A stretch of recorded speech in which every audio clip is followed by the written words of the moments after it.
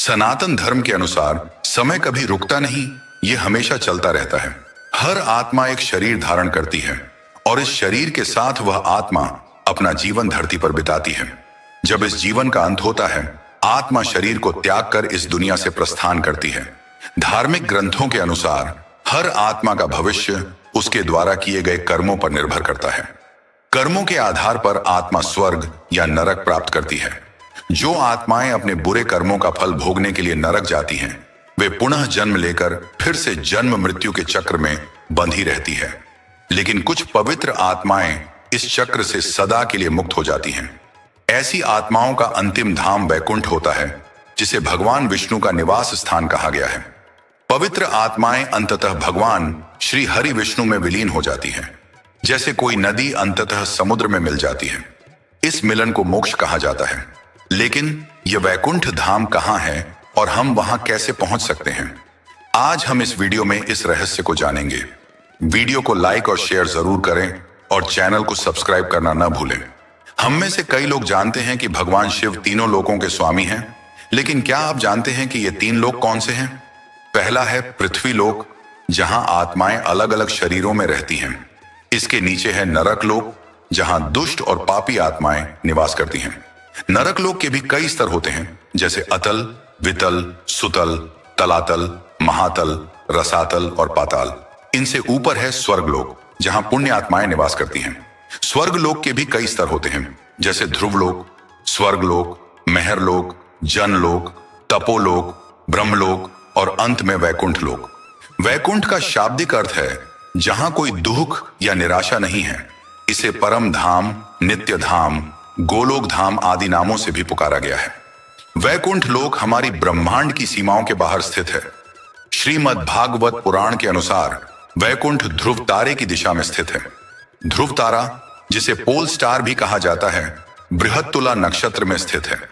यह तारा हमारे सूर्य से 46 गुना बड़ा और 4000 गुना चमकीला है। इसकी दूरी पृथ्वी से लगभग 433 प्रकाश वर्ष है। स्वर्ग लोक का पहला भाग ध्रुव तारे से 1 करोड़ योजन की दूरी पर स्थित है, जिसे मेहर लोक कहा जाता है। इसके बाद जनलोक आता है, जो मेहर लोक से 2 करोड़ योजन दूर है। इसके आगे तपोलोक आता है, जो 8 करोड़ योजन की दूरी पर स्थित है। अंततः ब्रह्मलोक या सत्यलोक आता है, जो 12 करोड़ योजन की दूरी पर स्थित है। यह उन आत्माओं का निवास है जो कई जन्मों तक पुण्य कर्म करते हैं। इन सभी लोकों में जन्म और मृत्यु का बंधन है, लेकिन वैकुंठ इससे परे है। यहां आत्माएं मोक्ष प्राप्त करती हैं और भगवान में विलीन हो जाती हैं। अब सवाल यह उठता है कि क्या हम वैकुंठ तक पहुंच सकते हैं? वैकुंठ की दूरी पृथ्वी से लगभग 4 पद्म, 10 नील 40 ट्रिलियन, 3 अरब 15 करोड़ 78 लाख 444 किलोमीटर है। यहां तक पहुंचने के लिए सबसे तेज गति वाली अंतरिक्ष यान पार्कर सोलर प्रोब से भी 12 लाख वर्षों से अधिक का समय लगेगा। इसका मतलब यह है कि हम कभी भी वैकुंठ तक नहीं पहुंच सकते। वैकुंठ किसी भौतिक स्थान में नहीं है, बल्कि एक अन्य आयाम में स्थित है। मानव आंखें केवल भौतिक जगत के 3 आयामों को देख सकती हैं: लंबाई, चौड़ाई और गहराई। इसके अलावा समय चौथा आयाम है, जिसमें हम रहते हैं। कुछ रहस्यमय स्थान, जैसे हिमालय में स्थित शांग्रीला, हमारे भौतिक इंद्रियों से परे हैं। ऐसे स्थानों को केवल सिद्ध पुरुष ही देख सकते हैं। वैकुंठ एक दिव्य स्थान है, जहां समय का कोई प्रभाव नहीं होता। यहां रहने वाले लोग सदा युवा और सुंदर बने रहते हैं।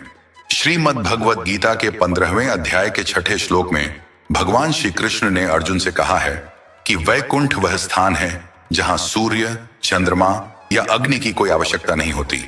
यहां पहुंचने के बाद आत्मा कभी भी संसार में लौटकर नहीं आती। यह भगवान का परम धाम है।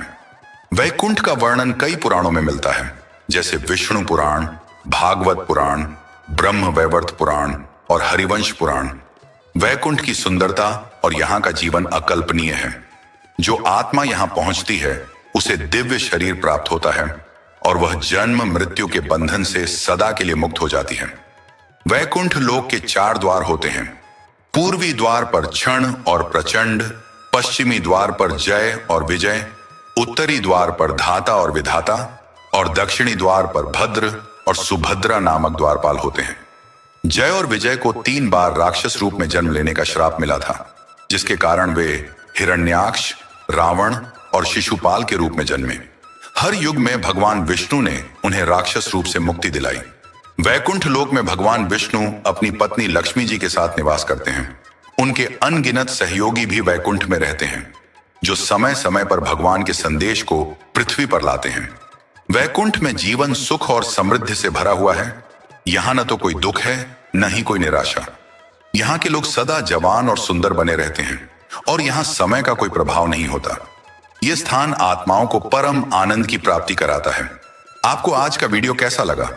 कृपया कमेंट में जय श्री हरि विष्णु लिखें। वीडियो को लाइक करें और शेयर करें। चैनल को सब्सक्राइब जरूर करें और बेल नोटिफिकेशन को ऑन करें। अगले वीडियो में फिर मिलते हैं। नमस्कार, जय महाकाल।